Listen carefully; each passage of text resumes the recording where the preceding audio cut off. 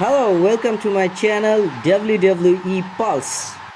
Alright folks, it's me. Time for my weekly recap of what happened on Monday Night Raw. But before I get to that, I have some news. We had another great week in the shop. Thank you all so much for supporting. All the cool kids are wearing these awesome hoodies out there. You could look cool too. Get yours today! And now we can go ahead and get into the recap. Raw was actually really good this week. I thought it was better than the last couple of weeks. It wasn't filled with as many lows. It seemed like there was a sense of urgency to most of them, which I appreciated. And if you watch to the end, we got a pretty big swerve at the end. We also got an absolutely crazy finish to the main event. So lots to talk about. Let's go ahead and dive right into it. But first, I wanted to talk about one of the most exciting things that can happen on a wrestling show. A surprise return or debut. Something that can truly make fans stop and pop. You know what I'm talking about? Those huge moments when your favorite wrestler makes their way back to the ring after a long absence, or even better, a brand new star comes up and makes their first appearance on the main roster. Those moments are so electric, aren't they? They feel like magic. And when the crowd does the classic Huson, you know you're witnessing something special. Those unforgettable moments don't just happen randomly. They're carefully planned by WWE, but they still manage to keep them a secret, which makes it even more fun for us. Now, imagine if every time something exciting happened, you could capture it in a cool digital collectible. Kind of like a ticket stub from a concert or a baseball card from a legendary player. Well, guess what? Thanks to the magic of technology, you can do just that. That's where Tops comes in. If you're not familiar with Tops, let me catch you up. They've been around since 1938. They're the real deal. Over the years, they've made everyone's childhood a little brighter with their awesome trading cards and collectibles. Now, here's where it gets really cool.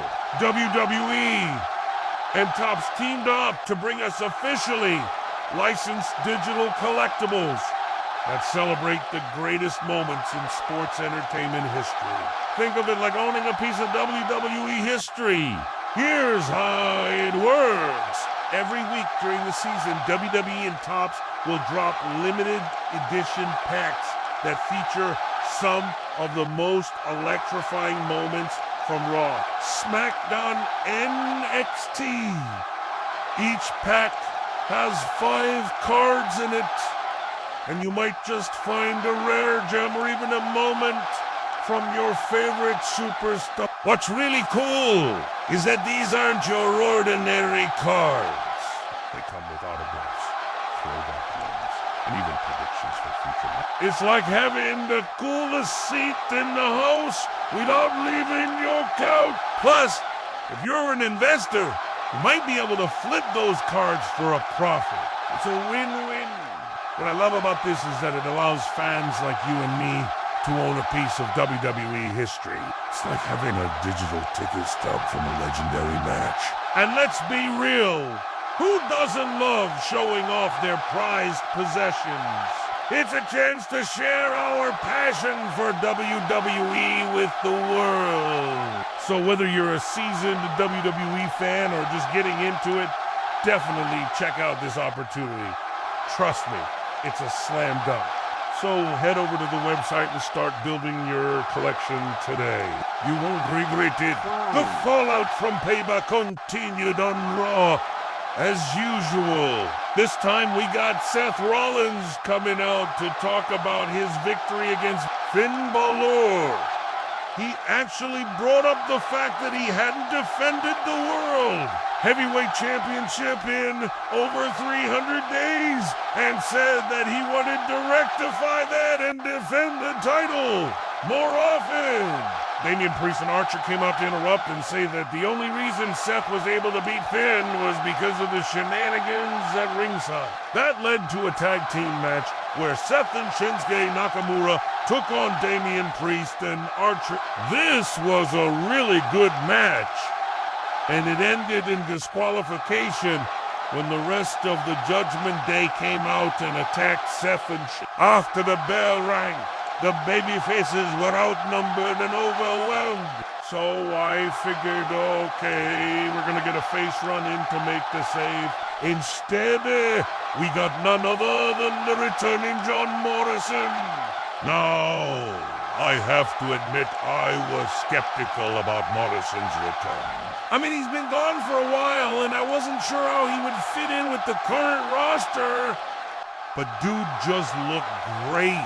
I don't know if he's changed up his look a little bit. He looks younger. He looks healthier. I hope that's the case anyway. But I like the energy that he brings. And it definitely helped out the babyfaces in this particular situation. As they stood tall to end the segment though, I was wondering who he was going to align himself with.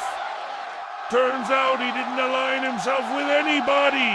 He aligned against everybody when he super kicked Shinsuke Nakamura out of nowhere. He then hit the Starship Pin on Seth Rollins. And at the very end, he stood tall on top of the turnbuckle as the heels surrounded the ring. Man, I have to admit, I'm intrigued. I can't wait to see where they go with Morrison. He's such a talented performer, and I think he can bring a lot to the table. Plus, his chemistry with The Miz is undeniable. I'm really curious to see how this whole thing unfolds. So, definitely stay tuned. Next up, we got a United States Championship match between Rey Mysterio and social outcasts Austin Theory. The outcome of this match was determined by a coin toss by the special guest referee, aka the Great One, The Rock. I don't know why they involved The Rock in this feud. I really don't. But I guess they just wanted to draw attention to the match. Anyway, the match itself was fine. It didn't have any real heat behind it, but it was solid in terms of in-ring action. In the end, Rey picked up the victory and retained the title. After the match, the social outcasts attacked Rey until the returning Matt Riddle made the save. Speaking of returns, former women's tag team champion Alexa Bliss made her way to the ring. She looked different. She looked like she had lost a lot of weight. I don't know if that was part of a storyline or if it's just something that she's been working on in real life. Either way, she cut a promo saying that she was done being a babyface, and now she was going to do whatever it took to win. That led to a match with Becky Lynch. I have to say, I was pleasantly surprised by this one. I thought it was pretty good. I'm glad that WWE seems to be giving Bliss more opportunities to shine. And the chemistry between her and Lynch was definitely there. In the end, Bliss picked up the win, which definitely came out of nowhere. But I gotta say, it was nice to see a different outcome for a change. After the match, Bliss and Lynch kept going at it until Trish Stratus made her way to the ring to help Lynch. Then all three of them started beating down Bliss, just as it seemed like the babyfaces were going to get the upper hand. Though, the lights went out. When they came back on, Bliss was gone, and in her place was none other than the returning for the third time now, Bray Wyatt. So Bliss and Wyatt are apparently back together. Yeah, I don't know what to say about this pairing. I mean, I guess it makes sense since they have history together, but I was hoping that Bliss would go in a different direction. We'll see where this goes. Next up, we had a one contenders triple threat match between Imam and Alpha Academy's Otis. This match was actually really good. It was a lot better than I expected, especially considering that Shanky is still very green. All three guys did a great job selling, and it really felt like any of them could pick up the win. In the end, though, it was Otis who walked away with the victory. I thought this was a smart decision by WWE. Otis is a big fan favorite, and he's been on a roll lately. Plus, he's got a great look and a lot of potential. I can't wait to see him in the ring with either Gunther or Kevin Owens. Finally, we have the main event, a six-pack challenge to determine the one contender for the WWE World Heavyweight Championship. This match was insane. It had everything from near falls to wild brawls to a shocking finish.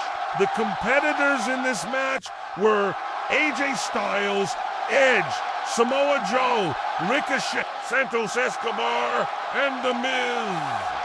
All six men showed off their incredible skills and determination.